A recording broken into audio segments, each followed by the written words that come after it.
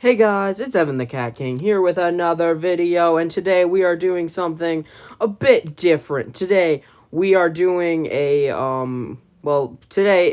video is all about who is the best at challenges in total drama. That was a question I asked myself, and I was like, you know what? Let's make a YouTube video out of that. We need to figure out some sort of like new I wanted to figure out who was the best at challenges.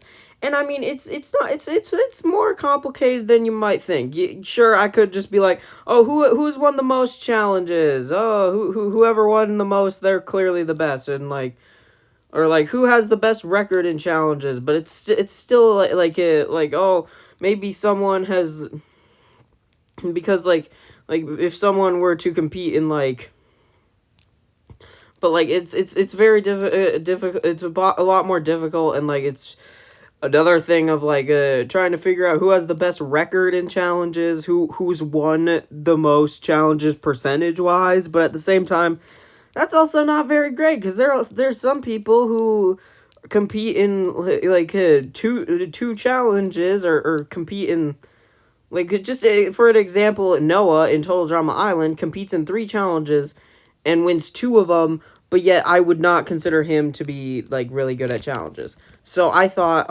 how do I figure this out?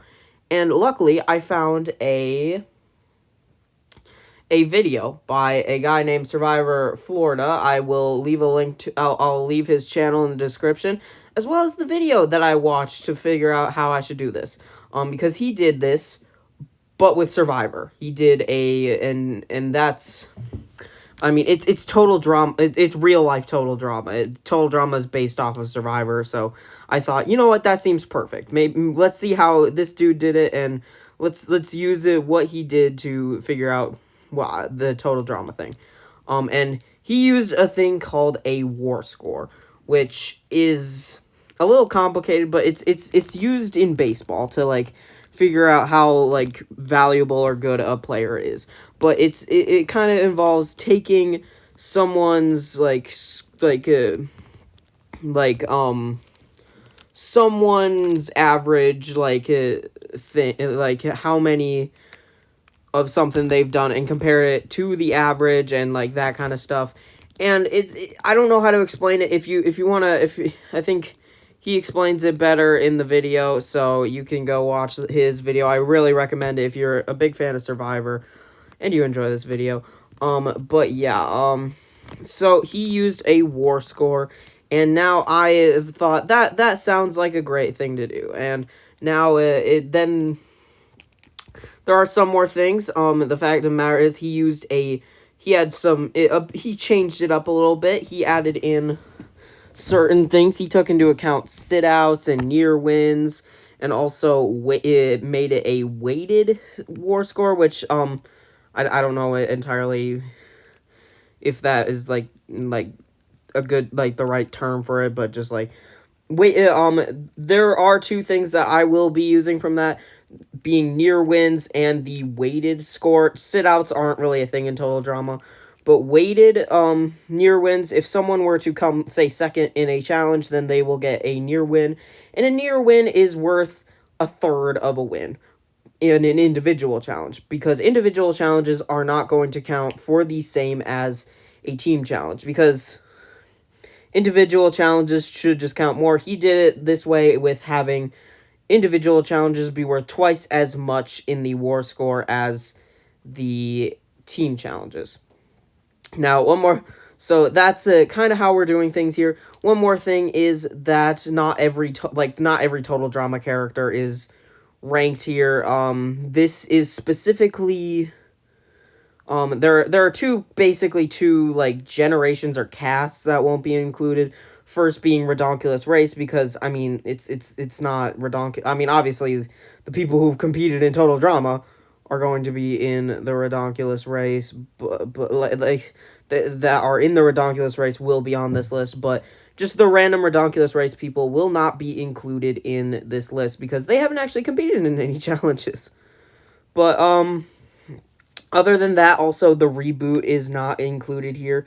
I've not seen entirely the reboots. I could figure out who won each challenge and stuff, but at the same time that doesn't change that won't help me account for near wins or anything. So I will make a follow-up video to this. There will be a second video where where I'll update it and include the reboot characters. So with all that being said, took me a bit of time to get through this little first area to explain everything. Now we can finally get into the list. We have 52 characters to rank, and starting off is ironically the Jock of Generation 1. Yes, last place goes to Tyler with a negative 3.1 war score. He is the lowest of any total drama character with 5 out of 19 team wins, and he didn't compete in any individual challenges, but 5 out of 19 is a pretty poor score in the team category, and it's very below average. This isn't actually a horrible war score compared to like the Survivor video. If you guys want to go check that out, he gets down to like negative like 14 and stuff. But anyways, the next one, next up is very surprising who number 51 is, but yeah. It might be very shocking for many to see that Izzy is in fact in the second worst position. I consider Izzy to be one of the most physical people, and so and like most skilled people, but she has not won a single individual challenge and has a even worse team record than Tyler at 6 out of 21 team challenges. And the only thing that saves her from not being last place is the one time that she almost won a challenge, or one near win. It's when the one that Lashana wins, the one that Eva goes home in. She gets a near win there because she was in the final 3 and probably could have won if she hadn't just challenged herself. But yeah, Izzy is a shockingly very low participant. I might want to try to be a bit quicker with these readings, but next up, number 50 is Scarlet, the worst of the Pockettail Island challengers, the smartest one, and she has a team record of 2 out of 8. I was shocked to see how bad her team did, especially speaking that they won the first 2 challenges, and then she just never won another team challenge. And then her individual, she was only competed in 2, but she didn't win either of them, so yeah. I mean, actually, she might have only competed in 1. I don't know. I don't know. Next, we have B. Okay, actually, the next 3 are all technically tied on the war score. So these next 3 are kind of they're all tied, but it's in no particular order. But B comes in at number 49. With a war score of -1 and 3. He did not win a single challenge. 0 of 3 team score. He was really screwed over by Scott in his season. Coming in with the exact same stats as B is Dakota, as she competed in, again, just like B, 3 team challenges. And even though she did go home before B, but she ended up returning and then became the Dakota Zoid. And she competed in those 3 challenges, lost every single one of them. And yeah, it's the exact same score as B. You can put Dakota above or below B. Honestly, maybe in my opinion, she should be below, but I just kind of did this at random on who it would be, and B happened to be at, like, the last one I saw out of the 3 that ended up being -1.7 as their war score. Now, for the final of number 47, the final of the -1.7 war score is Topher. He has the exact same things as Scarlet for the team record of 2 out of 8, but he doesn't have the disadvantage of losing 2 individual challenges, putting him above her, and yeah, he is number 47. He's yeah. Number 46 is Bridget with a war score of -1.6, and she is I find it funny how low she is based on the fact that, like, Duncan and, like, the Guys Alliance kind of said that she was a target because she was, like, good at sports and stuff. Well, her challenge performance wise with like her records shows otherwise. She has competed in 17, only winning 6 team challenges, and competed in 5, only not winning a single individual challenge, and not even getting close on any of them. Bridget is just pretty bad at challenges, apparently. Now at number 45, we have another one who kind of fell victim to Scott and his strategy in Revenge of the Island, that being Dawn. She competed in 5 team challenges, only winning 1 of them. I didn't even realize that she won one. I forgot that there was the random other challenge that they won that they just sent Dakota home again for some reason. But either way, Dawn comes in with a war score of negative 1.5. Number 44 with a war score of negative 1.4 is, in fact, Justin, having competed in 15 team challenges, only winning 5 of them, and competed in 5 individual challenges and not winning a single one, but having one near win. I believe that saved him from being in a lower spot, for sure. And at number 43, we have the wannabe wizard himself, Leonard, who competed in 2 team challenges and didn't win either of them. I believe Leonard is also tied with someone else in this position, but yeah. And the person Leonard is tied with is homeboy Ezekiel himself, coming in as well with 2 team challenges competed in, but not winning a single one. Makes sense, speaking that he was the first boot in 2 seasons. So yeah, it makes sense that he's pretty low on this list. Unfortunately, number 41 is one of my favorite characters in Total Drama, that being Noah, coming in with a war score of negative 1.1.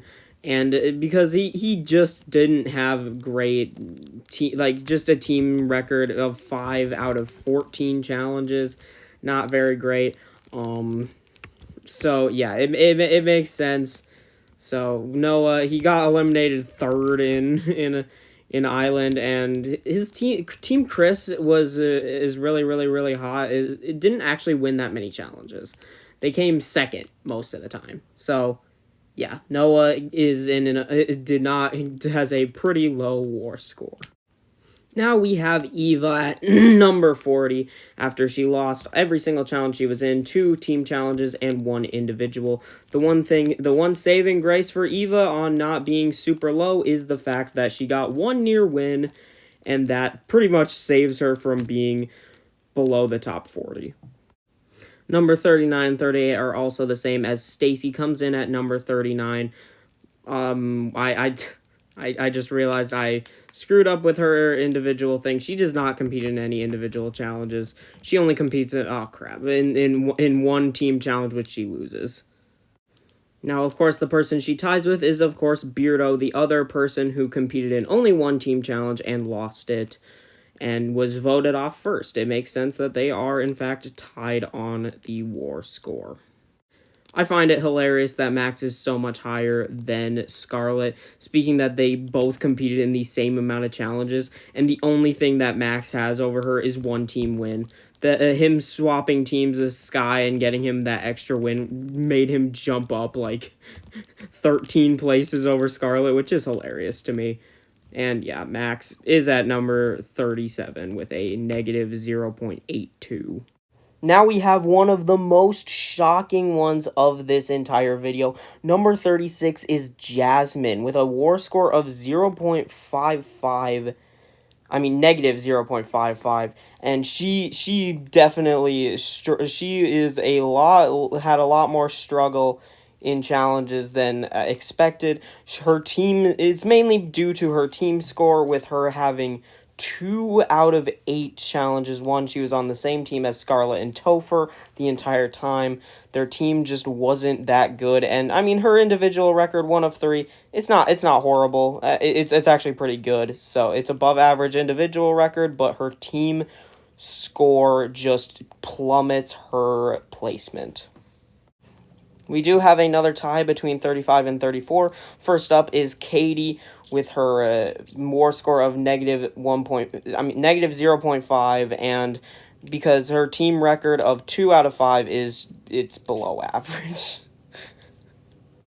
Next, we have Sammy, who has the exact same stats as Katie. Ironic that it was the two, like, kind of sister duos that kind of ended up with, had someone end up with, like, the same exact war score. That's kind of ironic. But yeah, two out of 5 team victories. Pretty, not terrible, but still below average.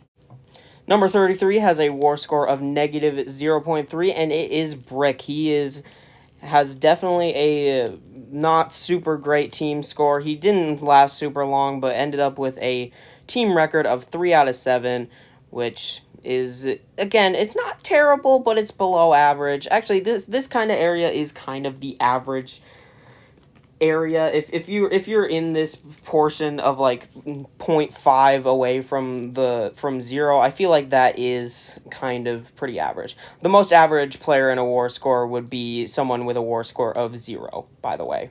I never mentioned that, but yeah. Surprisingly, Blaney has a strangely not very low war score. She didn't compete in any team challenges, the only person in the show to have never competed in a team challenge. But she only competing in 2 individual challenges, not winning either of them. But the one near win that she had in the eating challenge, even if she cheated, she was close to winning, so it counts as a near win.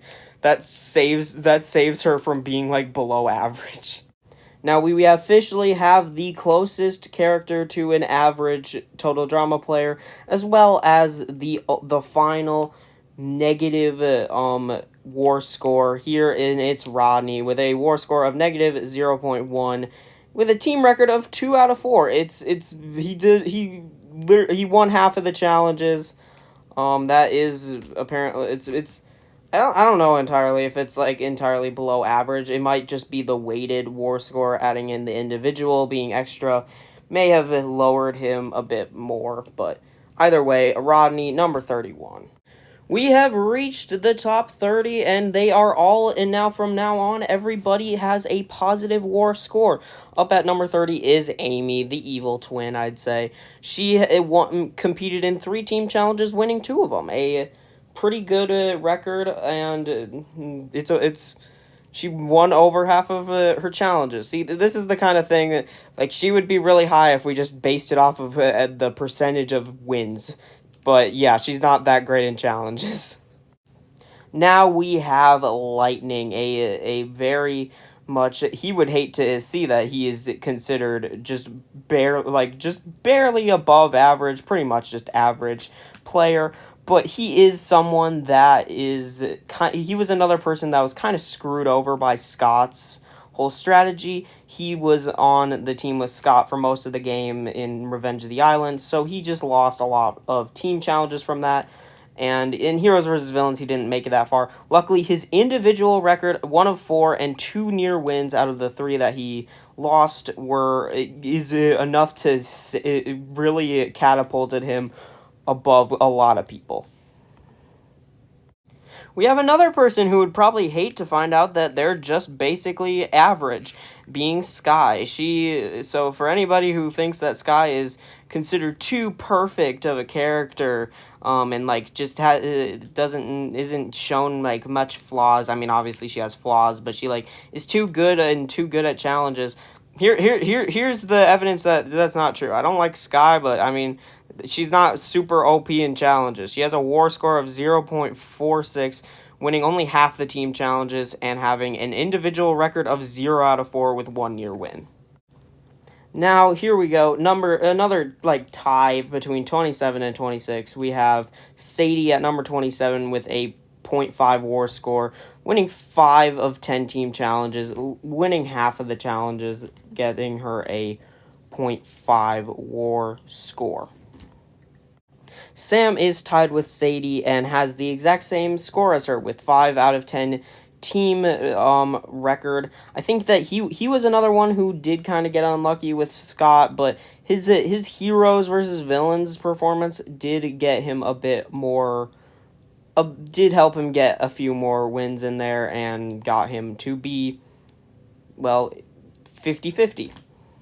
Just barely above the last 2 is number 25, Jeff, with a war score of 0.56. and his team record is 6 of 13, just barely below average, but his individual record of 0 out of 9 wins, but 2 near wins. I think that is kind of what helped save him a bit and from being like below people. Now we have the ginger farmer boy himself, and I'm not talking about Rodney Scott. He kind of screwed over a lot of people on this list, on this ranking, just from costing them challenges. Meanwhile, he actually ended up with a not too bad of a ranking, number 24, in a war score of 0.75. His heroes versus villains definitely brought him up a bit more with a 6 out of 15, still not great, but his individual record of 1 out of 8 challenges won and 1 near win is actually pretty good. The fact of the matter is, individual challenges, you'd think, oh, 1 out of 8, that's pretty bad, but that's actually probably close to average when it comes to individual challenges. Now we have Beth with a war score of 0.991 and her team record not being great of 7 out of 20, but her individual record, she really showed up in action and took home 2 individual immunity wins as well as 1 near win in as well. So she ended up with a pretty good individual record overall. Now, surprisingly, I think one of the highest Pockettail Island characters in the challenge category is Ella with a war score of 1.1, the first person to reach a war score of above 1. And she had a 4 out of 6 team wins, and I think something that definitely helped her was the fact that she actually went out on a win. Her team won the challenge that she ended up going home because of. So I think she didn't end up if she had lost that, then that would be kind of bad and would have dropped her quite a bit. Okay, Dave may be my least favorite character in all of Total Drama, but I absolutely love the fact that he is higher than Sky. I don't know why. I find it hilarious that he is so much higher than Sky on this list. With a war score of 1.24, he had a pretty good team record of 5 out of 8. And in individual record, he was only in 1 challenge and he lost it. But I find it hilarious that he was so much higher than Sky. We have now officially reached the top 20, kicking things off with DJ with a war score of 1.88, having a team record of 14 out of 29 and an individual record of 0 out of 7, but luckily he has 1 near win, and the near wins do definitely help. In some cases, near wins just completely save someone's entire war score, and DJ manages to come in the top 20. Now we have number 19, and it's Lindsay, who may have one of the highest individual records and scores with her 2 out of 11 challenge wins, as well as 4 near wins. Actually doing better than Beth in this season, but the one thing that does drop her and keeping her down from being one of the higher positions is her team record of 12 out of 33. Lindsay is not the best, has not had the best teams, being on the worser team in both Action and World Tour, and yeah, it's the team record really holds her back, but she still is in number 19 with a war score of 1.91. In at number 18 is the man himself, Owen, with a war score of 2.01. He has a individual record of 2 out of 16 with 3 near wins, but I feel it's a similar situation to Lindsay where his team record does hurt him a bit with 14 out of 36 team victories. Again, I guess similar to Lindsay, he was on the lesser team in Action, and in World Tour, he wasn't even he wasn't in the better team of things. So Owen does struggle because of that. I don't know what's more shocking to me, that Izzy is second last, or Jasmine is below average, or that Cody manages to reach number 17 with a war score of 2.34. Mainly because of his teams usually being on the better side. He was on the better team in Island as well as World Tour. They had a lot of victories, and in the individual record, Yeah, he didn't win any of the 6 challenges that he competed in individually, but he did get one near win when he probably should have won that he would have won that challenge if it wasn't for Sierra trying to get Cody to say I do. It's very unfortunate for him. In at number 16 is Joe with a war score of 2.38, barely beating out Cody, but it is clear why. She did beat out Cody with her having better records in both categories. Team record 7 out of 11 team wins, and in the individual score, not winning not winning either of the 2 challenges that she was in, but coming close in one of them. Next, we have Mike, who comes in with a war score of 2.54, as he has another pretty good team record of 9 out of 15, and actually having the same individual record as Cody, with competing in 6, not winning any of them, but getting 1 near win in the process of it. Mike did pretty good, coming in the top 15. This is another one that I was relatively shocked by, being Trent at number 14 with a war score of 2.59. I didn't think of Trent as being a super good at challenges, but he does have a pretty good team record of 8 out of 16 and an individual record of winning one of the 4 individual challenges that he was in and coming close in one of the other ones. So Trent was a surpriser to me, and he has a pretty good record in terms of challenges. Now we have someone who I was actually very interested in with this list. We have Anne Maria in number 13 with a war score of 2.7. This was someone that I instantly thought of and was one of the reasons why I didn't just want to do it based on, who had the best win percentage, because she won almost every single challenge that she was in.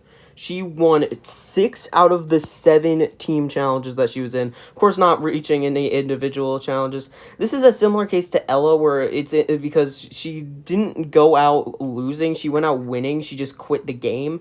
So she ended up having just an even better team record thanks to that. Coming out as 6 out of 7. Someone who was very much helped by Scott's tomfoolery in the beginning of in Revenge of the Island.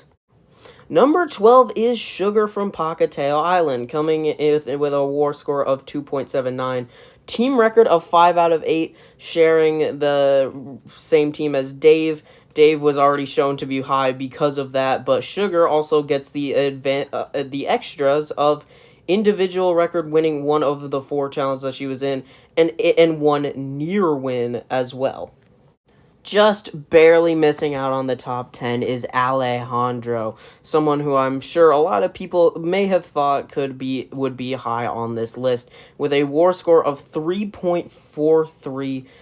He has a great individual record after winning 2 of the 9 individual challenges, and getting 4 near wins in the process as well. The thing that drags him down is his team record. Again, Team Chris is really, really, really hot. Ended up not winning that many challenges in World Tour. They ended up coming second in a lot of them, and that doesn't count as a win. So, unfortunately, Alejandro suffers the consequences of that. We kick off the top 10 with the final member of Pocatello Island.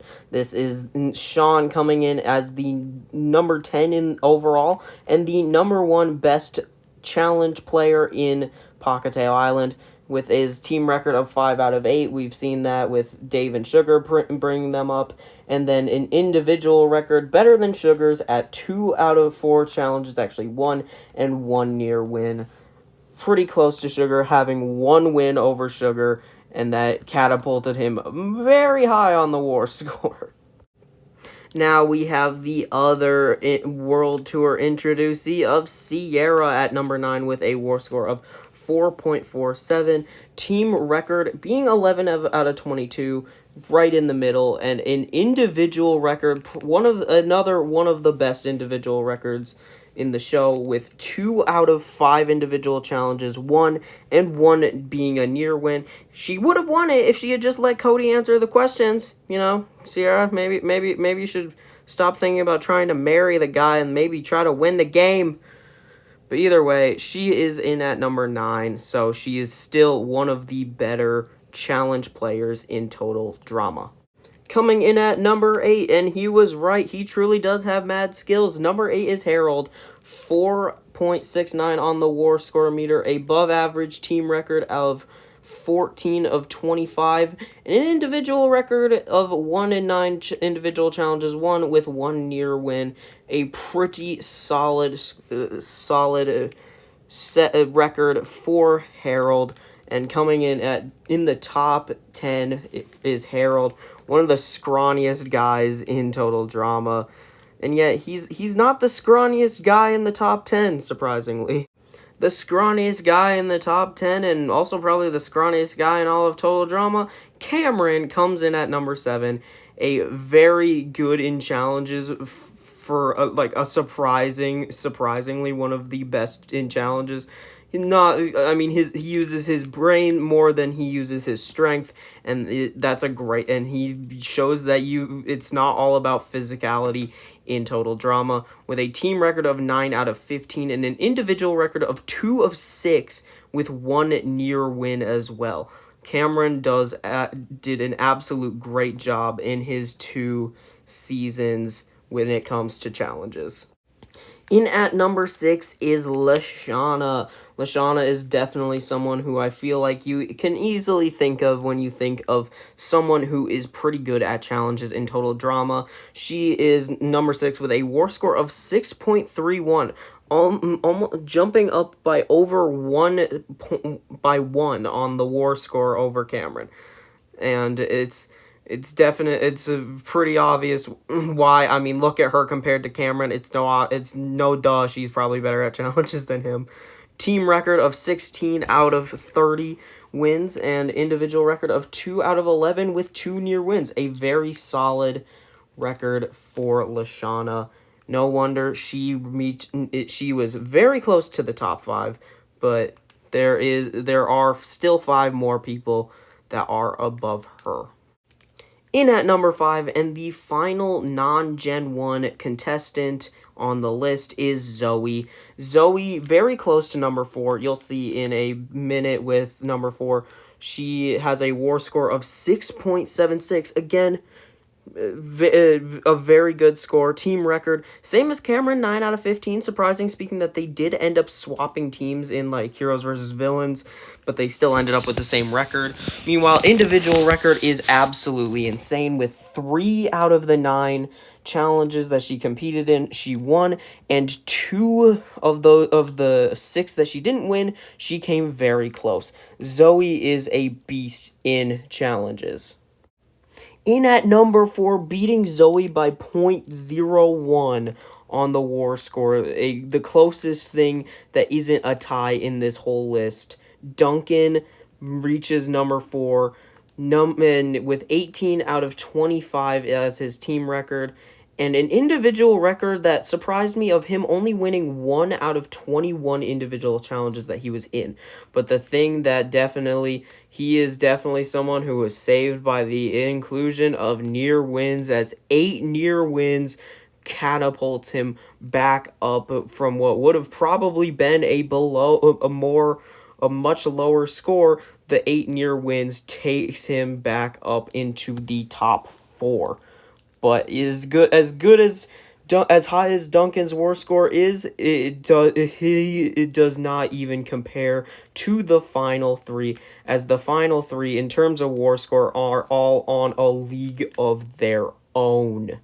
Taking the bronze medal in this ranking is Courtney with a crazy war score of 11.79. Team record of 20 out of 36 challenges, and an individual record of 5 out of 13 with 2 extra near wins. Courtney completely destroys Duncan in terms of challenge records. It's absolutely insane, and she completely She doubles most of the other people below her, and yet she still isn't even in the top 2. She only takes 3rd place. Coming in at number 2, we have Gwen with an even better team record of 22 of 38 over Courtney, and a on a probably even better individual record of 6 out of 18 challenges, 1 and 3 near wins. Gwen comes in with a war score of 14.42, a very high war score, and yet again, she's not even number 1. And if you have been paying attention to who hasn't left, you probably already know who number 1 is. So let's get to That's right, coming in at number 1 is Heather with a war score of 16.76.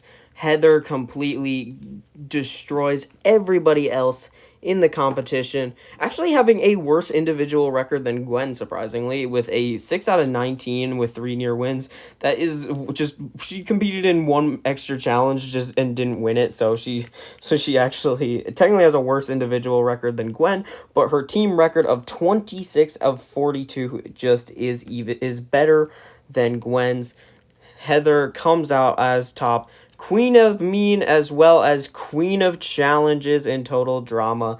And I mean, we'll have to wait and see if maybe she will she be able to keep her crown as number 1 once all the reboots once I've like finished the reboots and all the reboots are accounted for in this ranking. But either way, I hope you guys enjoyed this video. It took a lot. It's probably one of my longest videos, if not my longest video I've ever made on this channel.